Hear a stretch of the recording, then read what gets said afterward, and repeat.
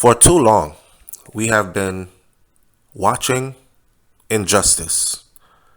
Especially when it comes to the system and it comes to a black male getting killed by a white person. Oftentimes, the ending is never in favor. Take, for instance, Trayvon Martin. Okay, I say no more. This case right here, though, kind of like made up for all. Travis Michael sentenced to life in prison for federal hate crimes and killing of Ahmaud Arbery. Yes, justice served. I think this is the first time in my life I can actually say justice was served.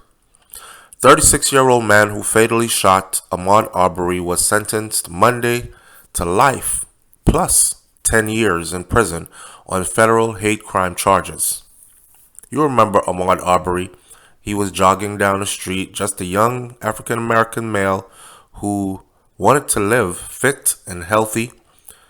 Went outside on a nice day. The weather was good. And he just wanted to go for a jog around the neighborhood. Bust a little sweat. Exercise.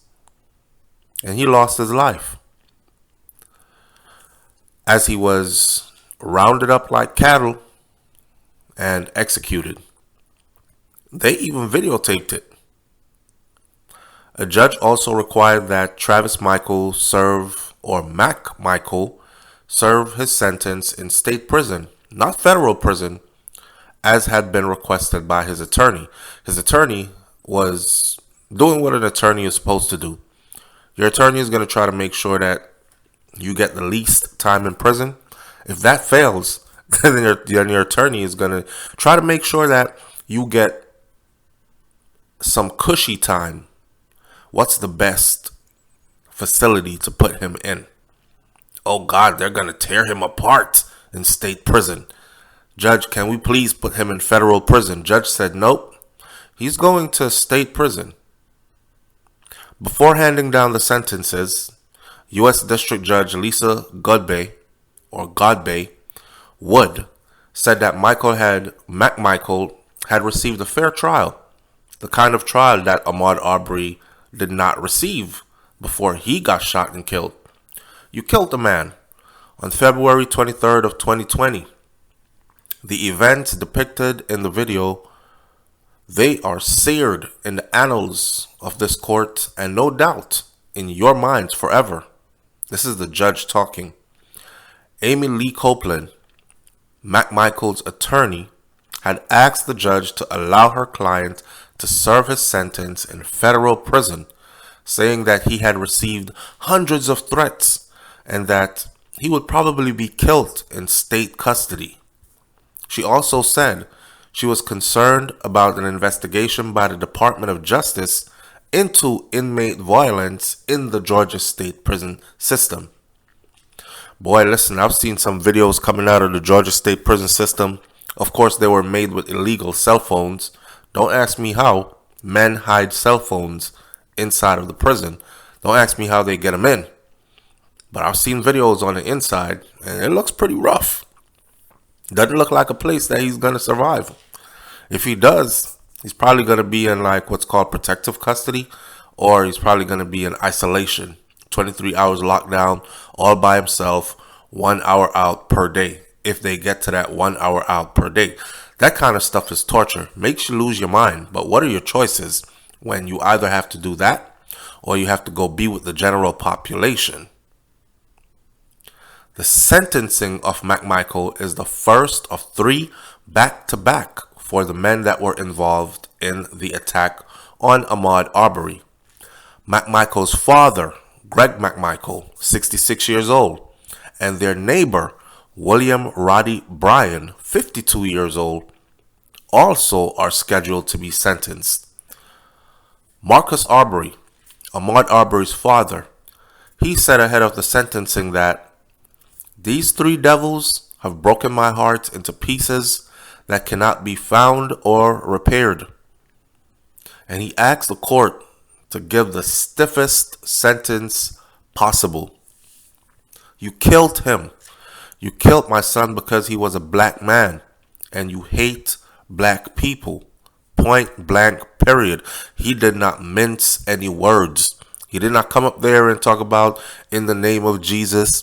He did not come up there and talk about I forgive you and the Lord will handle you. No, he straight up said you killed my son.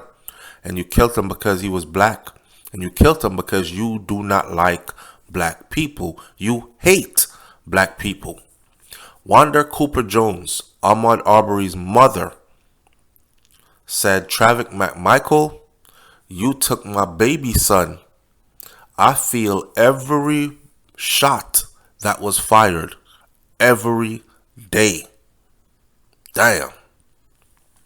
The McMichaels and Brian, who are all white, they were found guilty in February in federal hate crimes charging in the killing of Ahmaud Arbery, a black man who was running in his neighborhood when the defendants confronted him in February of 2020. I bet they never thought it would turn out like this.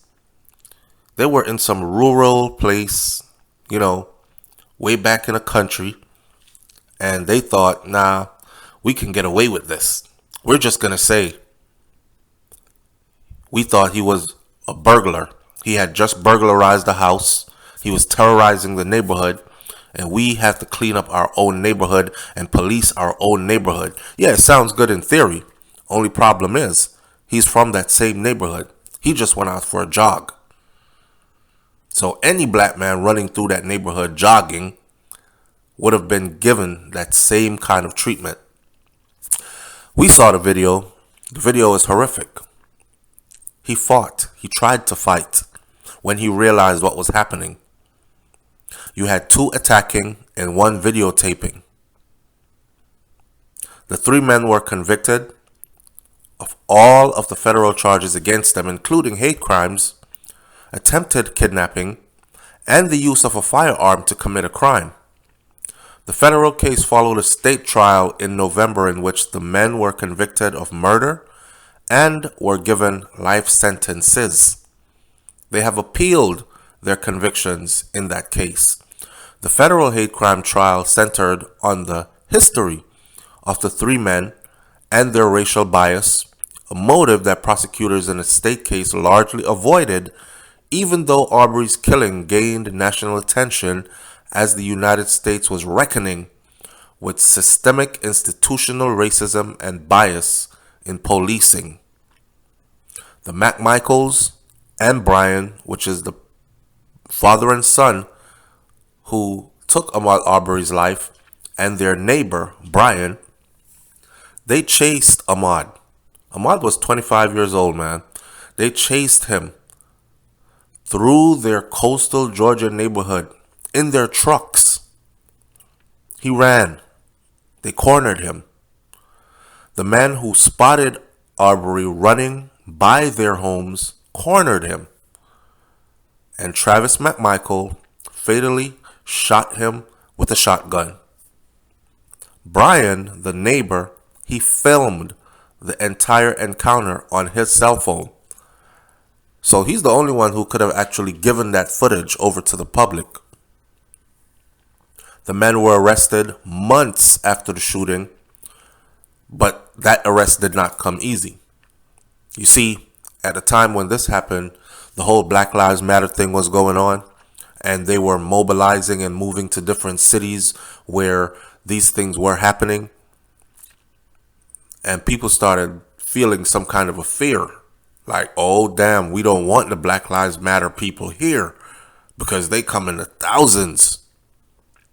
They will converge upon the city. They will lock businesses down. They will disrupt business flow, our everyday way of life.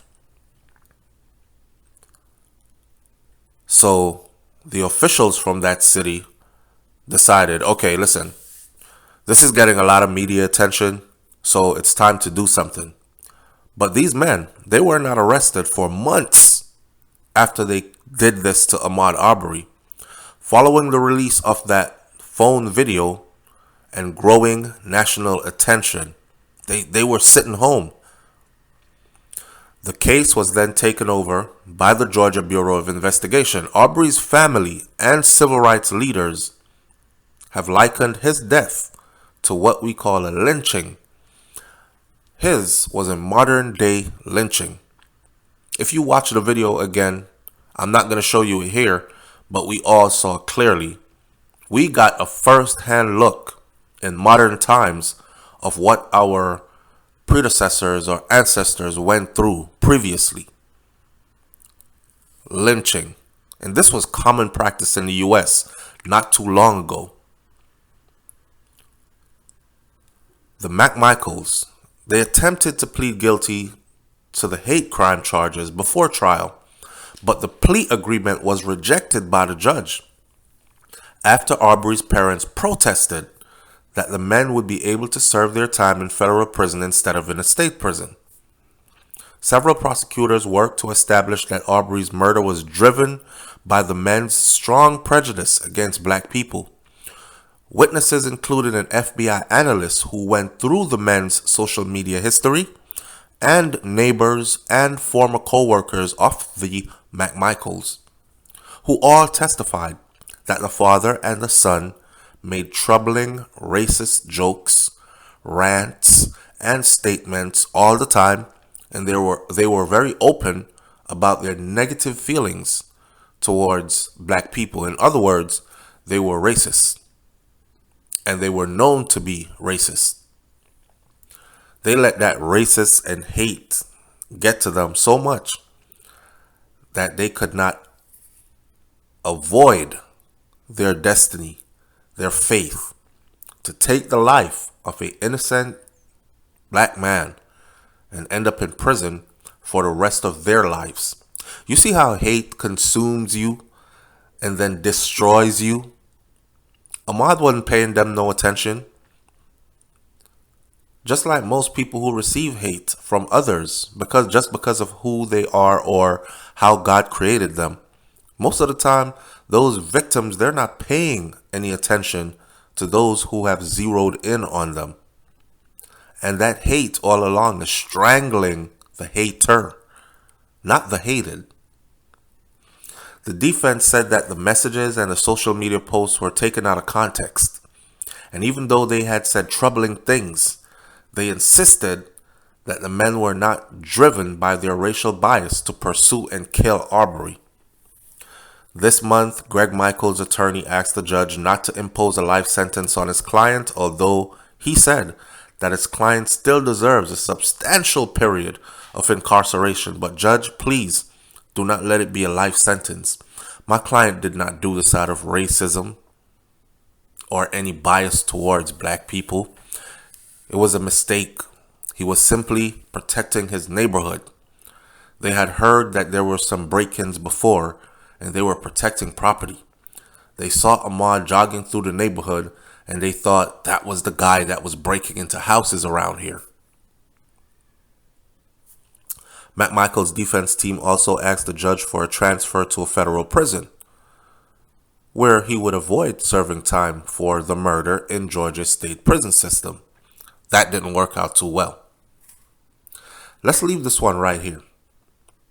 Justice served for the first time in my lifetime. I'll catch you on the next video. It's Hot Topics TV. You already know if the topic is hot, we're on it. I'm out. Peace.